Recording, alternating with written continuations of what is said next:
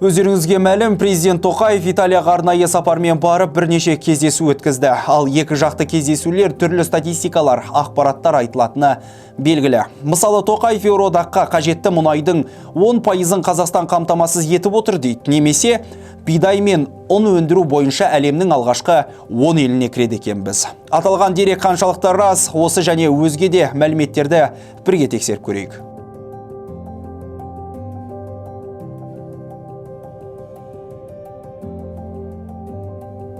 Ұлттық статистика бюросы 2023 жылдың қысқа мерзімді экономикалық индикаторы 5,1% деген қорытындыға келгені рас.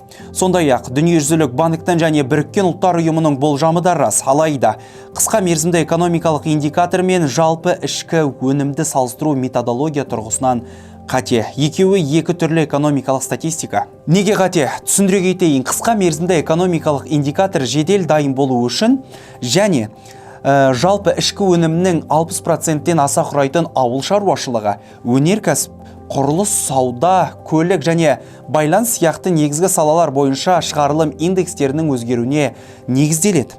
Яғни, қарапайым тілмен айтсақ, экономиканың қысқа мерзімді перспективадағы динамикасын болжап, өзгеру бағытын алдын ала байқай аламыз.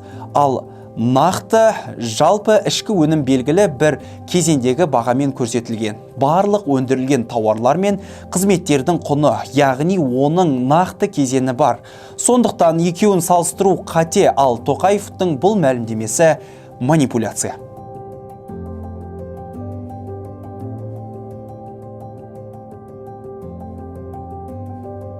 Бірден айтайын, Тоқаев бұл мәлімдемеде тым асыра сілтеп жіберген. Мысалы, Қазақстандағы Еуроодақ өкілінің дерегіне сай, Қазақстан мұнайының 70%-ін Еуроодақ елдеріне жеткізеді. Департаменттің жазғанына сенсек, бұл Еуроодақтың жалпы импортының шамамен 6%. Тоқаев сәл-сәл қосып дөңгелектеп жібергенге ұқсайды. Ал жалпы айтатын болса, Қазақстан, Ресей мен Норвегия Еуроодақ елдеріне үшінші болып ірі мұнай экспорттаушы ел ретінде саналады. Бұл жаман емес нәтиже. Not bad. Now you.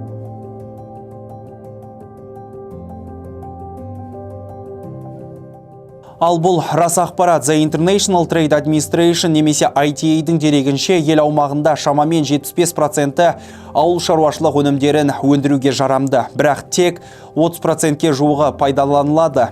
Яғни біз жеріміздің тек 30% пайдаланып отырмыз деген сөз. Неге деп ойлайсыздар? Сарапшылардың пікіріне қарасақ, 1990 жылмен салыстырғанда ауыл шаруашылығының жалпы ішкі өнімдегі үлесі әжептәуір төмендеген. Мысалы, 1990 жылы 34% болса, қазір тек 4,5%.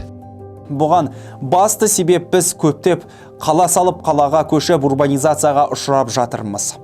Ешкімнің ауылда қалып, мал өсіріп, егін еккісі келмейді. Оның үстіне ауыл шаруашылығындағы жалақы экономикадағы ең төменгі жалақылардың қатарына кіреді.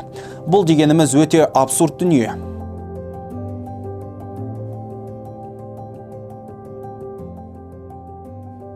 Біріккен ұлттар ұйымына қарасты FAO ақпаратына сенсек, Қазақстан бидай өндіру көрсеткіші бойынша алғашқы ондыққа кірмейді. Алғашқы ондыққа Қытай, Индия, Ресей, ақш, Аустралия, Франция, Канада, Пәкістан, Германия және Аргентина кіреді. Бұдан бөлек Қазақстан 2022 жылы 70-тен астам елге ауыл шаруашылық, яғни 80-нен астам елге жеткізіледі деп асыра сілтеп жібергенге ұқсайды. Сондықтан Тоқаевтың бұл мәлімдемесі жалған.